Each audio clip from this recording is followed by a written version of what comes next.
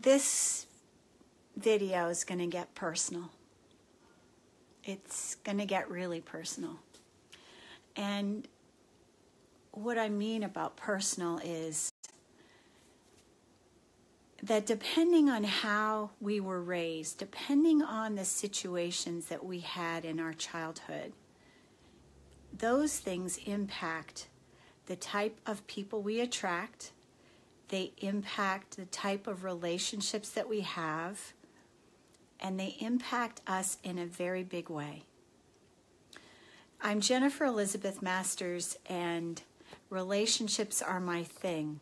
I can tell you for hours all the mistakes that I've made and all the things that I've done that I have learned to do differently. And now you're learning from my over 40 years of experience in relationships, some good, some bad, some amazing. And so I'm sharing that with you. So thanks so much for watching. I really appreciate you being here. So here's the thing. I've had relationships where I wondered, what on earth is this guy doing with me? He's acting so hateful. I cook these fabulous meals and all he does is criticize me. So if somebody is nitpicking and criticizing you, well, that's a sign they don't feel good about themselves, but it's also a sign they don't accept you. So if somebody is trying to change you, then, that's not a good situation. And we shouldn't try to change anybody else either.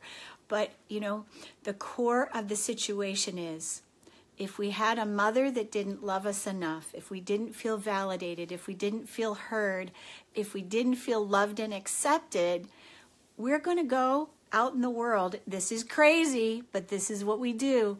We go out in the world and we try and replicate that very relationship that destroyed our self-esteem. We look for the guy to continue with that same criticism, with that same self-deprecating, it's criticizing, critiquing, and unaccepting. So this is what we have to do. We have to watch our patterns. We have to watch what we're doing. Are we trying to emulate the situation with our mothers? Typically, that's what we do, or our fathers. So you don't want to attract your mother and you don't want to attract your father. So how do you get around that? Well, we have inner work to do, but the crux of the matter is to recognize it. So I'm going to tell you what a guy does when he really cares about you. First of all, he may stalk you. He may send you Facebook messages or email messages, and he won't give up. He doesn't give up. He may claim you by telling you about his great job, the fact that he's got great retirement, the fact that, that he's got a house that is paid for, or, that is, this fabulous place that he's created. He may talk to you about his stock plans and his savings and his retirement. He's telling you what he has. And if you should go to visit him, the sheets will be clean. He may have purchased a new comforter. He may have the foods that you like in his refrigerator. But moreover, he remembers your favorites. He remembers your birthday. He remembers the names of your pets. He remembers the names of your kids. He remembers what you like, remembers your favorite color. The guy that cares about you listens to you. He hears you. He remembers the things that you can't believe he does. So somebody who cares about you isn't someone that you have to go chasing after, texting or phoning. Why haven't you called me? No, because he is the one that calls. He is the one that remembers. And, maybe he's a little shy, but that's okay. Maybe he's not a model looking type of guy. Maybe he's not the best looking guy, but the guy who adores you is the one you want. And it isn't about the money. It's about his attentiveness. It's about the way he looks at you. It's the way he says your name. It's the way he kisses you, if you get to that point. So here's the deal. If you've had a difficult childhood, if you've had parents that didn't give you what you needed, we have a tendency to discount these guys that are wonderful and amazing and want to love us, want to give to us. So we have to watch, and I'm saying we because I've been one of those.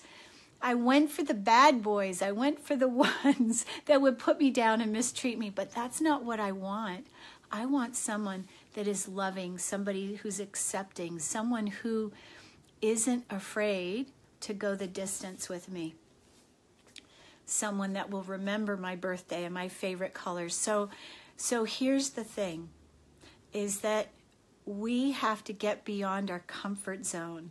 I was just talking to a male friend on the phone about this very thing. He said, Jennifer, you have to move beyond where you're comfortable. And that's so true, because so sitting in that place of comfort, you know, if you're comfortable at home, you got to get out there. You have to get beyond that comfort zone. So, but when somebody is expressing their ability to love, ability to listen, ability to remember, and they want you, so are you saying no? Are you running away? Are you going for the one that's unavailable? Are you trying to hunt down and lasso the one that is emotionally unavailable? So if you are, then that means you have work to do. It means that you are emotionally unavailable also. So here's the thing, ladies. We all have to be available emotionally. We have to love ourselves, and we have to step out of our comfort zone. And love takes risk. We have to risk everything to have everything. You can't be a fence sitter and have that love. You have to really go beyond your comfort zone. So I'm going to go back over. The guy that doesn't call and doesn't text and doesn't email and doesn't remember your birthday is not the one you want. He's not the one. It's the guy who remembers your birthday. It's the guy who continues to call you, email you, text you, ask you when are you going to come see him. He's the one. The one that claims you is the guy who tells you about the house he bought that's paid for. When guys talk about what they make and what they have, they may not tell you how much they make a year, but the ones that tell you, I have this financial portfolio, I have this stock market account, I have this retirement. The guy that's talking about that is the one that wants to share his world with you. He's the taker-homer. He's the one that remembers your brother's names and likes your mother. That's the guy. It's not the one that doesn't bother, that doesn't give to you, that isn't around when you need help. It's not him. Okay, so I'm Jennifer Elizabeth Masters. I hope you've remembered the one who can sit with you, laugh with you, cry with you, and that can encourage you to be happy and focus on the positive, the one that kind of gives your ass a little kick in the butt to move you into that where you know you could be, to be better than you've been before. That's the one you want, not the one that drags you down, that makes you feel like shit. We don't want that. We want somebody who will pick us up, boot us in the butt, and say, come on, go for it. Publish that book. Get yourself out there. That's who we want. Not the guy who doesn't call. And we don't want to go chasing after guys, because guys don't like that. They're the hunter. And if guys are watching, you can correct me if I'm wrong, but I know that the ones that I've chased after, they have never worked out. And I used to do that a long time ago. I used to ask guys out. I used to go after them because I thought, I am a powerful woman. I should go after what I want. In a way, you follow your dream, you follow your heart, but you let that guy claim you. You let him come to you. You let him show you who he is. And then don't let him go. And certainly don't critique him and don't criticize him, because he's the one. Because he remembers your birthday. He remembers your family's names. And he loves your mother anyway. That's the one.